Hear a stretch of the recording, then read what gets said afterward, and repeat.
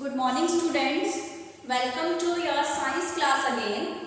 हम चैप्टर 3 पढ़ रहे हैं फाइबर टू फैब्रिक, रेशे से वस्त्र तक। और इसमें हमने जो आपने लास्ट 2 वीडियोस देखे हैं, हमने वूल के बारे में पढ़ा था, ऊन के बारे में पढ़ा था। हम एनिमल फाइबर्स डिस्कस कर रहे थे, ठीक है। अब वूल के बाद जो सेकंड हमने इस चैप्टर में पढ़ना है एनिमल फाइबर, वो क्या है आपका सिल्क, जिसे हम हिंदी में क्या बोलते हैं, रेशम, ठीक है।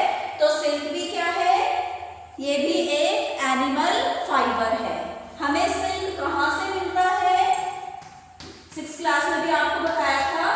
सिल्क को बनाने वाले कीड़े होते हैं, ठीक है। रेशम को बनाने वाले कीड़े होते हैं, जिन्हें हम क्या बोलते हैं, उन्हें बोला जाता है रेशम कीट, ठीक है। तो सिल्क हमें कहाँ से मिलता है, सिल्क हमें सिल्क वॉर्म से मिलता है, जिसे हिंदी में रेशम कीट बोला जाता है। रेशम को बनाने वाले कीट यानी कि कीड़े, ठीक है। लेकिन सिल्क वॉर्म के भी किससे मिलता है हमें, कोकून्स। मैंने बताया था आपको, हिंदी में भी इसे कोकून ही बोला जाता है और इंग्लिश में भी कोकून होता है। तो हमें सिल्क वॉर्म के कोकून से सिल्क मिलता है, ठीक है। ये सब आपको पढ़ाया गया था। अब क्या है कि जो ये सिल्क वॉर्म है, जो ये रेशम कीट है, इनको अगर हमें रेशम बनाना है तो इन रेशम कीट को क्या किया जाता है, पाला जाता है, उनका पालन किया जाता है। और पालन करने को क्या बोलते हैं, रियरिंग, ठीक है। तो the rearing of silk worm for obtaining silk, यानी कि सिल्क प्राप्त करने के लिए, रेशम को प्राप्त करने के लिए रेशम के कीड़ों को, रेशम कीटों को पालना क्या कहलाता है, रेशम कीट पालन कहलाता है, जिसे हम इंग्लिश में क्या बोलते हैं, सेरीकल्चर, ठीक है। ये 1 मार्क में डेफिनेशन आती है आपके पास, what do you mean by sericulture. तो सेरीकल्चर का मतलब क्या हुआ कि रेशम को पाने के लिए, रेशम को प्राप्त करने के लिए रेशम के कीटों को, रेशम के कीड़ों को पालना क्या कहलाता है, रेशम कीट पालन कहलाता है।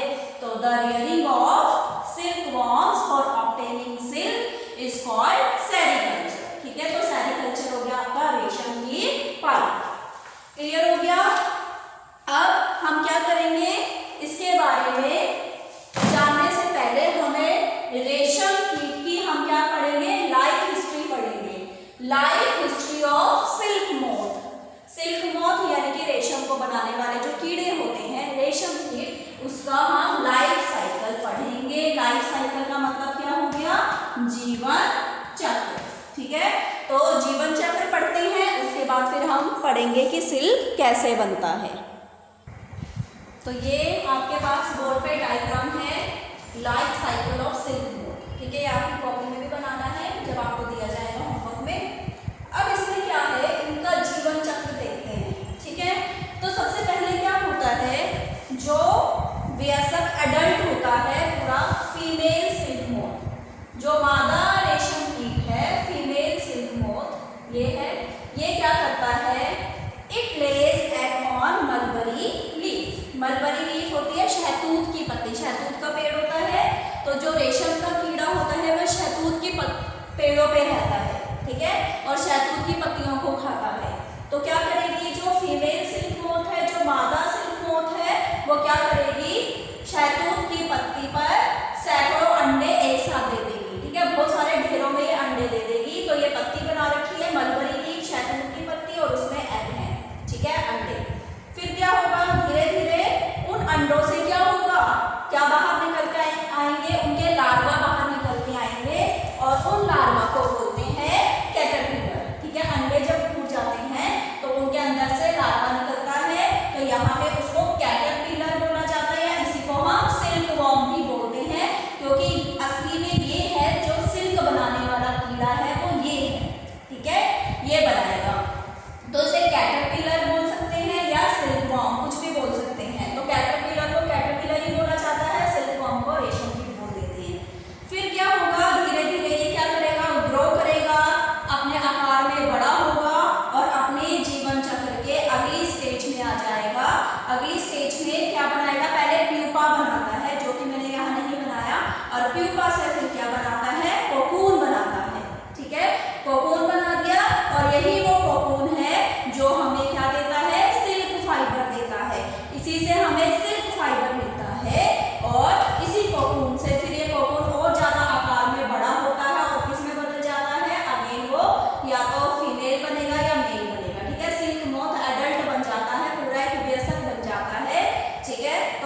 कोकून से बनेगा और कोकून से ही हमें क्या मिलता है, सिल्क फाइबर।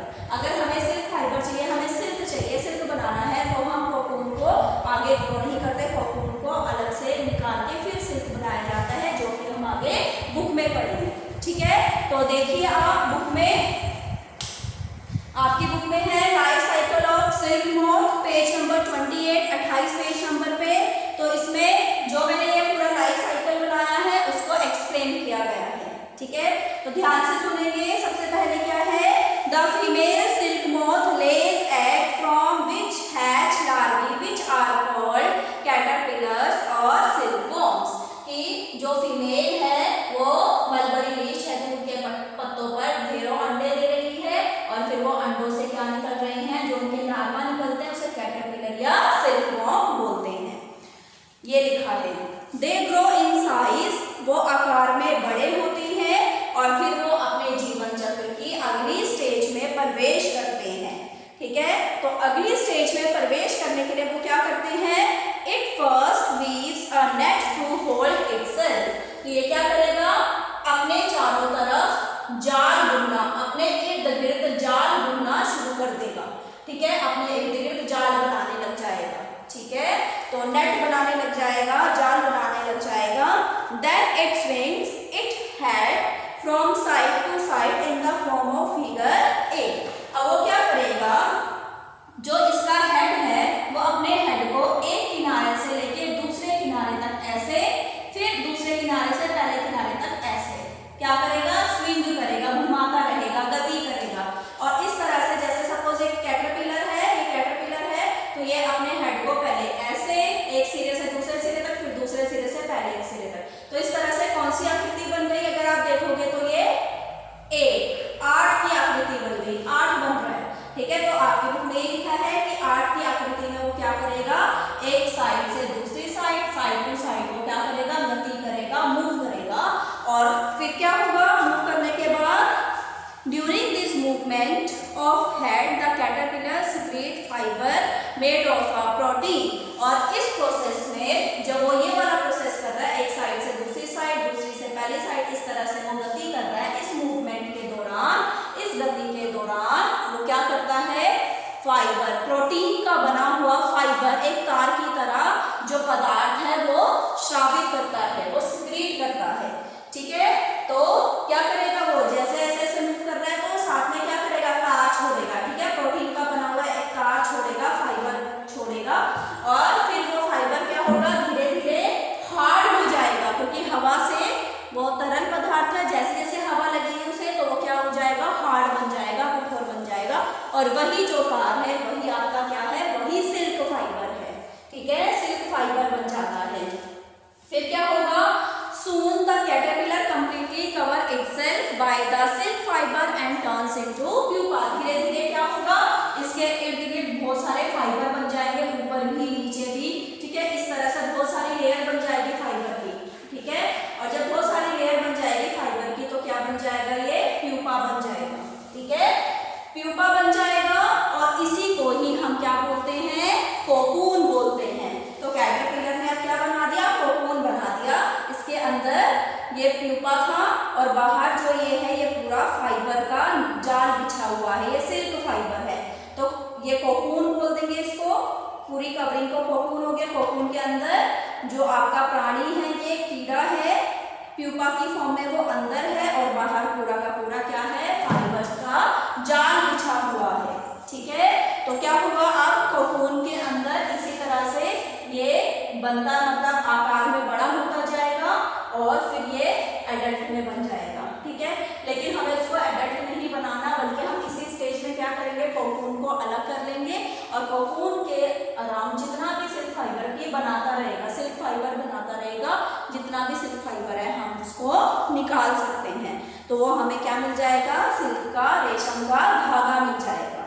ठीक है, तो नेक्स्ट पैराग्राफ में यही लिखा है, द सिल्क यार्न, मतलब जो रेशम का धागा है वो कहाँ से मिलेगा, is obtained from cocoon of the silk moth. ठीक है, इसके कोकून से हमें सिल्क का धागा मिल जाएगा। अब वो बोल रहा है कि there is a variety of silk moth which look very different from one another. They are different in coarse, smooth, shiny.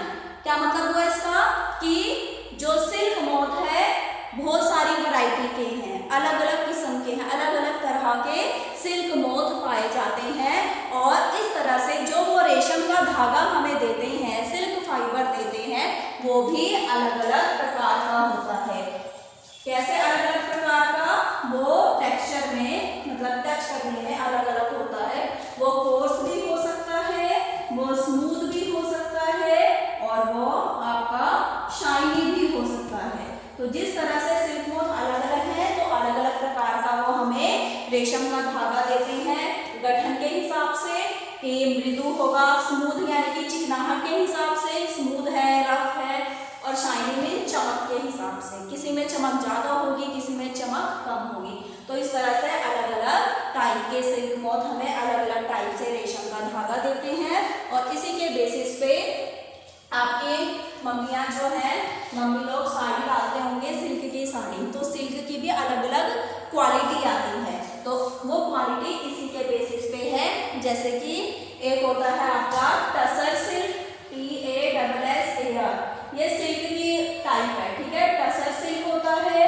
इसी तरह से एक आपका मूगा सिल्क होता है। इसी तरह से एक आपका कोसा सिल्क होता है, और भी बहुत सारी वैरायटी है, ठीक है।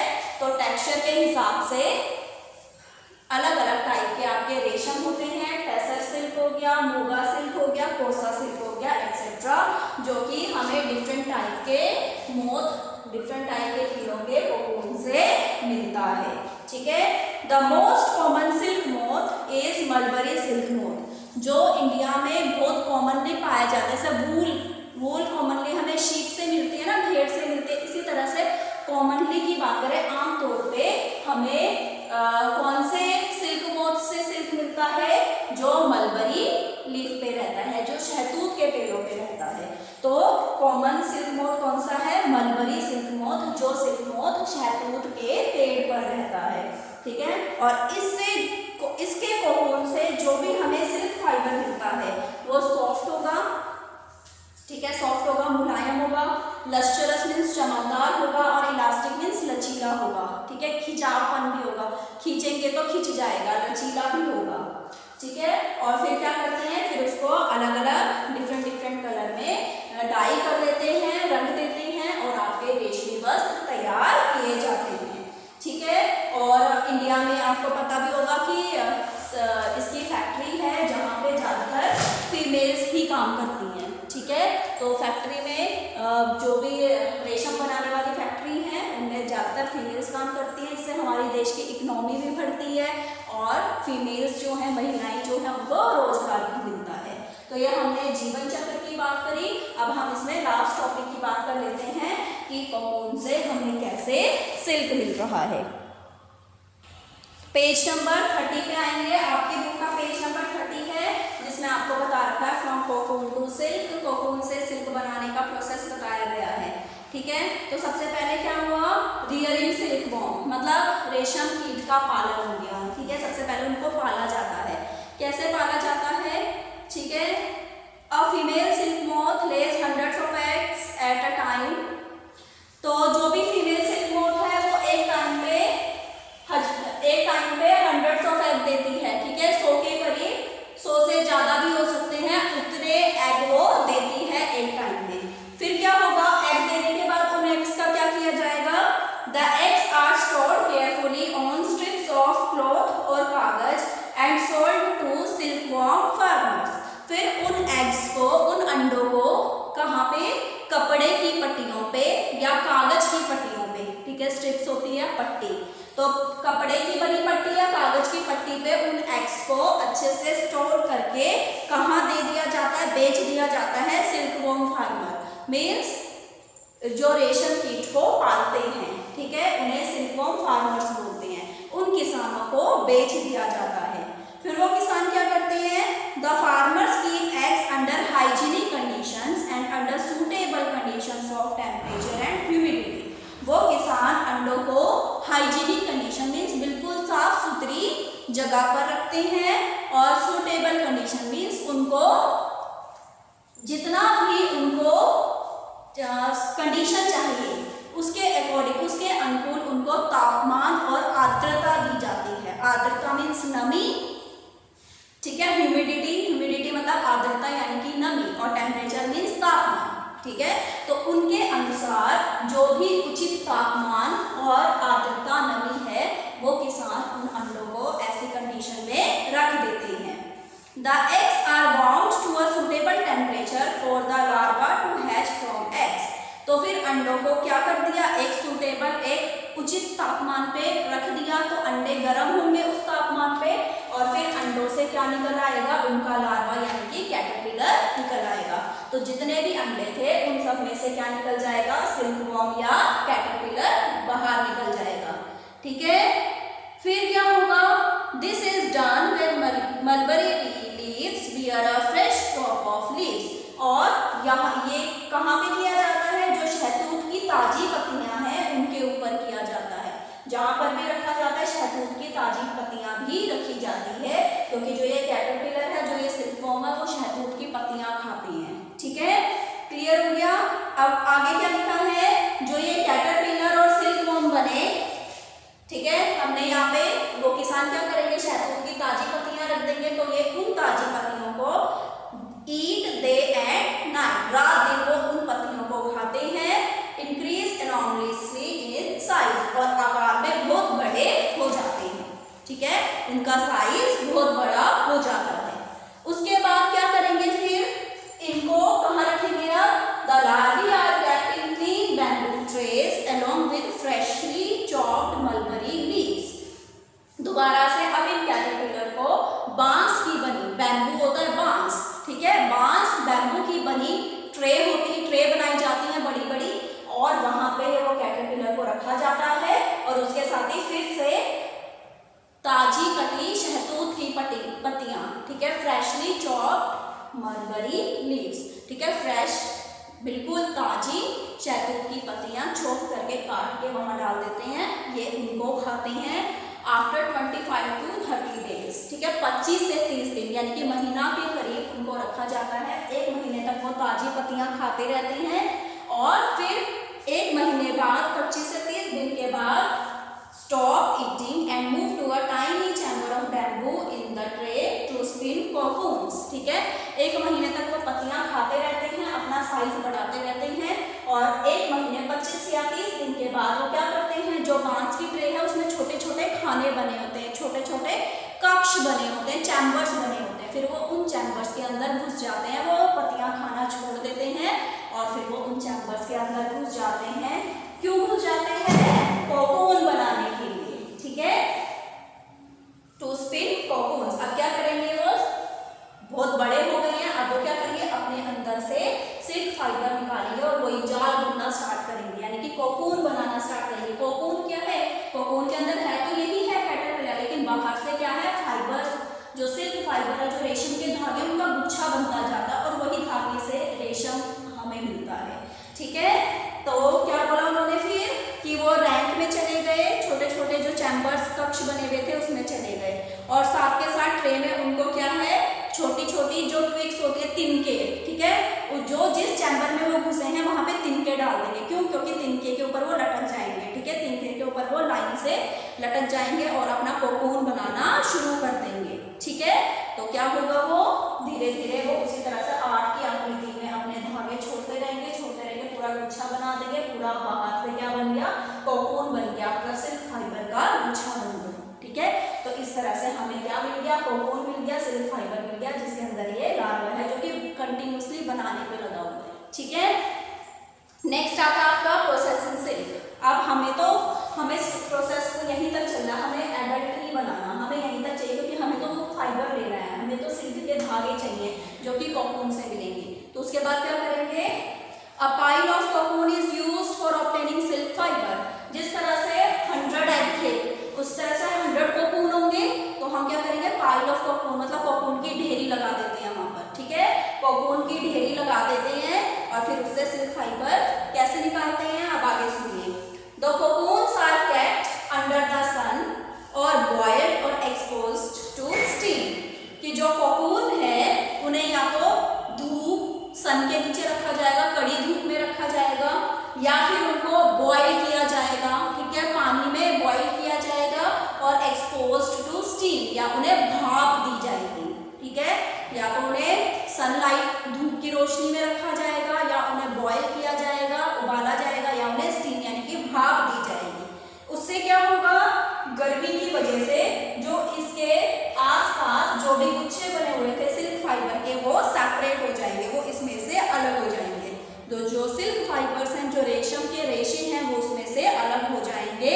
The process of taking out threads from the cocoon for use as silk is called reeling the silk. इस पूरे प्रोसेस को क्या बोलते हैं, हम क्या कर रहे हैं, रीलिंग कर रहे हैं, ठीक है, रीलिंग, हिंदी में इसको रीलिंग बोलते हैं, ठीक है। सिल्क फाइबर अलग हो गए, अलग होने के बाद उसमें से हम क्या करेंगे, सिल्क रेशो से मतलब हमें ठंडा करने पे वो कठोर हो जाएंगे और सिल्क का धागा हमें मिल जाएगा, इसको रीलिंग बनाए बोलते हैं हम। लेकिन ये रीलिंग हम हाथ से नहीं करते, ये मशीन में होती है, ठीक है, मशीन में ही पूरा होता है ये सब। जैसे ही सिल्क फाइबर के गुच्छे अलग होते हैं उनको मशीन में डाला जाता है और मशीन में अपने आप ही उनकी क्या बन जाती है, रील, सिल्क की रील बन जाती है, ठीक है, पूरा प्रॉपर रोल के साथ वो बन जाते हैं और रोल के साथ हमें क्या मिल जाता है, सिल्क धागा मिल जाता है, रेशम का धागा मिल जाता है।